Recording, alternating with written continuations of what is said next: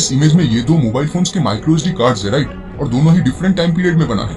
लेकिन गौर से नोटिस करने पर आपको दिखाई देगा दोनों कार्ड्स का मेमोरी पावर 10 साल में 128 MB से सीधा 128 GB तक एक्सपेंड हुआ है। लेकिन मेमोरी कार्ड के साइज में कोई भी चेंजेस नहीं आया है। ये तो सिर्फ एक एग्जाम्पल था इस बात का कि साइंस इतने कम समय में इतनी तेजी से डेवलप हो रहा है। एक तरफ इंसानी सभ्यता बहुत ही तेजी से एडवांस सिविलाइजेशन की ओर आगे बढ़ रहा है और दूसरी तरफ ये पूरा ब्रह्मांड एक्सपेंड हो रहा है। जो चीज पास्ट में था वो आज एक्सटिंक्ट या विलुप्त हो चुका है और जो आज है हो सकता है फ्यूचर में वो भी ना रहे। तो आज के साइंटिस्ट कुछ फ्यूचर पॉसिबिलिटीज के बारे में प्रेडिक्ट कर चुके हैं, जिसके बारे में आज इस वीडियो में बात करने वाला हूँ। तो आज से 500 साल बाद इंडिया जैसी एशियन कंट्री और अफ्रीका कॉन्टिनेंट के ज्यादातर पोर्शंस का एवरेज टेम्परेचर 43 डिग्री सेल्सियस जितना पहुंच जाएगा। आज से 1000 साल बाद टेक्नोलॉजी के एडवांसमेंट होने से बहुत सारे लैंग्वेजेस खत्म हो जाएंगे, जिस वजह से आज के टाइम पे धरती पर जो हजारों की संख्या में लैंग्वेजेस है वो आने वाले समय में सिर्फ 100 के आसपास रह जाएंगे। उस टाइम पे इंसान नैनो टेक्नोलॉजी में इतनी तरक्की कर लेगा कि हम इंसानों का एजिंग प्रोसेस स्लो हो जाएगा। वैसे भी हम मेडिकल फील्ड्स में बहुत ही तेजी से आगे बढ़ रहे हैं, क्योंकि 19 के दशक के समय में इंसान की एवरेज लाइफ एक्सपेक्टेंसी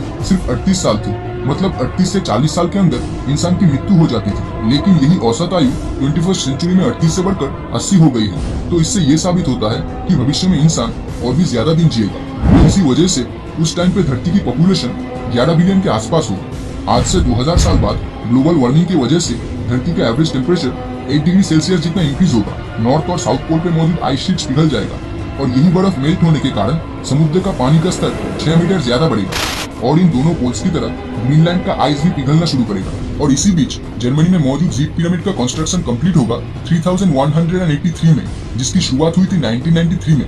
31 दिसंबर 9999 में इंसान आखिरी बार के लिए 4 डिजिट डेसिमल कैलेंडर को इस्तेमाल कर पाएगा। और आज तक जितनी भी सॉफ्टवेयर्स इस 4 डिजिट डेसिमल कैलेंडर को एनकोड कर रहे थे वो इस टाइम के बाद काम करना बंद कर देगा, क्योंकि 999 के बाद पहली बार एक साल 5 डिजिट में काउंट होगा। इसको ईयर 10,000 प्रॉब्लम भी कहा जाता है। आज से 20,000 साल बाद चेरनोबिल एक्सप्लोजन वाला रीजन फाइनली खतरनाक रेडिएशन से मुक्त होगा, जहाँ पर अतीत में न्यूक्लियर प्लांट्स में एक्सप्लोजन हुआ था और रेडिएशन से हजारों लोगों की मौत हुई थी। आज से 50,000 साल बाद नायग्रा फॉल्स का वजूद इस दुनिया से मिट जाएगा और इसी समय ग्लोबल वार्मिंग के कारण ग्रीनलैंड पे मौजूद रिमेनिंग आइस शीट्स पूरी तरह से पिघल जाएगा और आज से 1 लाख साल बाद लैपटॉप्स पे मौजूद टाइटेनियम प्लेट्स पिघलना शुरू करेगा। इसी दौरान धरती पर होगा सुपर वॉल्केनिक इरप्शन, जो मामूली वॉल्केनिक विस्फोट से कई गुना ज्यादा बड़ा होगा। इसी समय धरती के साथ बहुत बड़े एस्ट्रॉयड या उल्कापिंड का टक्कर हो सकता है, जिसका बहुत गहरा असर धरती के ऊपर पड़ेगा। क्या आपको पता है कि प्लैनेट्स की तरह सूरज भी किसी चीज के अराउंड रिवॉल्व करता है और वो है मिल्की वे का सेंटर। तो टेक्निकली अर्थ की तरह ब्रह्मांड के सारे सेलेस्टियल ऑब्जेक्ट्स भी किसी चीज के अराउंड घूमता है। तो इसी मूवमेंट के कारण आसमान में मौजूद स्टार्स और प्लैनेट्स आज के समय के मुकाबले उस टाइम काफी अलग दिखाई देगा। आज से 5 लाख साल बाद न्यूक्लियर रिएक्टर्स का जो बचा हुआ वेस्ट है वो फाइनली इंसानों के हेल्थ के लिए हानिकारक नहीं रहेगा और इसी समय धरती पर फिर से एक बार पोंगोला ग्लेशिएशन जैसी आइस एज की शुरुआत होगी। आज से 10 लाख साल बाद जितने भी ग्लास मटेरियल अब तक बना था वो टूटकर खत्म हो जाएगा। उस टाइम पे सिर्फ गिजा का पिरामिड या माउंट रशमोर जैसी स्कल्पचर का वजूद होगा और इसके अलावा जितने भी इमारतें या कंस्ट्रक्शन ग्लास मटेरियल से बना है वो खत्म हो जाएगा। कुछ रिसर्चर्स ने हाइपोथेसाइज किया था आज से 50 लाख साल बाद इंसान के शरीर में मौजूद वाई क्रोमोसोम, जो कि सिर्फ मेल्स या पुरुष के शरीर में होता है, वो नष्ट हो जाएगा। तो अगर वाई क्रोमोसोम खत्म हो गया तो धरती से मेल्स पूरी तरह से मिट जाएगा। आज से 5 करोड़ साल बाद अफ्रीका और यूरेशिया कॉन्टिनेंट के बीच में कोलिशन, यानी दोनों कॉन्टिनेंट में जमीन के नीचे मौजूद टेक्टोनिक प्लेट्स के मूवमेंट के कारण आपस में एक दूसरे से जुड़ जाएंगे और इन दोनों कॉन्टिनेंट के बीच में मौजूद भूमध्य सागर हमेशा के लिए जमीन के नीचे दब जाएगा और इन दोनों कॉन्टिनेंट के आपस में मिलने से हिमालय की तरह एक और माउंटेन रेंज या पर्वत की उत्पत्ति होगी।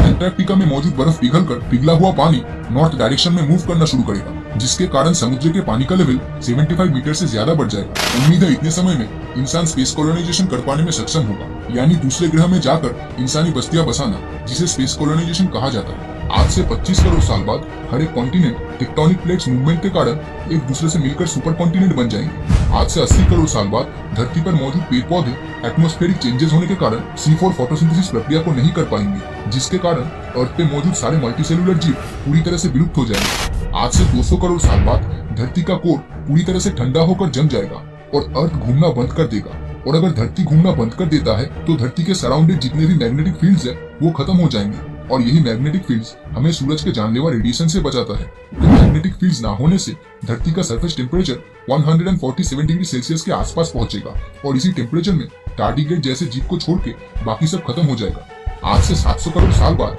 एंड्रोमेडा और मिल्की वे गैलेक्सी एक दूसरे से टकराकर मिल्ड्रोमेडा गैलेक्सी बन जाएगा। तब आसमान कुछ इस तरह दिखाई देगा और इसी समय सूरज अपने एक्सपेंशन स्टेट के चरम सीमा पे पहुंचेगा और उस टाइम सूरज का रेडियस आज के मुकाबले 256 गुना ज्यादा बड़ा होगा और इसी एक्सपेंशन के चपेट में आकर मर्क्यूरी, वीनस और अर्थ खत्म हो जाएगा और उसके बाद सूरज के कोर के अंदर मौजूद हाइड्रोजन खत्म होने के कारण सूरज एक व्हाइट डॉर्फ बन जाएगा। आज से 2000 करोड़ साल बाद यूनिवर्स में मौजूद हाइड्रोजन खत्म होने लगेगा और इस समय ब्रह्मांड का हर एक पदार्थ एक दूसरे से इनफाइनाइट डिस्टेंस दूर चली जाएगी और इसके आने वाले समय में ब्रह्मांड में मौजूद हाइड्रोजन पूरी तरह से खत्म हो चुका होगा। हाइड्रोजन वो फ्यूल है जिससे स्टार जिंदा रहता है, तो यही हाइड्रोजन खत्म होने के कारण ब्रह्मांड के सारे सितारे नष्ट हो जाएंगे और ब्रह्मांड में इस समय सिर्फ व्हाइट डॉर्फ, ब्लैक होल और न्यूट्रॉन स्टार रहेंगे और पूरे यूनिवर्स में सन्नाटा छा जाएगा। और इसी के साथ साथ ये वीडियो यहीं पे खत्म होता है। और अगर ये वीडियो आपको अच्छा लगा हो तो इस वीडियो को लाइक और अपने दोस्तों के साथ शेयर करना मत भूलना। और अगर अभी तक आपने हमारे चैनल को सब्सक्राइब नहीं किया है तो सब्सक्राइब करके नोटिफिकेशन बेल को ऑन कर दीजिए, क्योंकि मैं ऐसी वीडियोस हर हफ्ते लाता रहता हूँ। तो मिलता हूँ आपसे अगले वीडियो में और हमेशा की तरह थैंक्स फॉर वॉचिंग।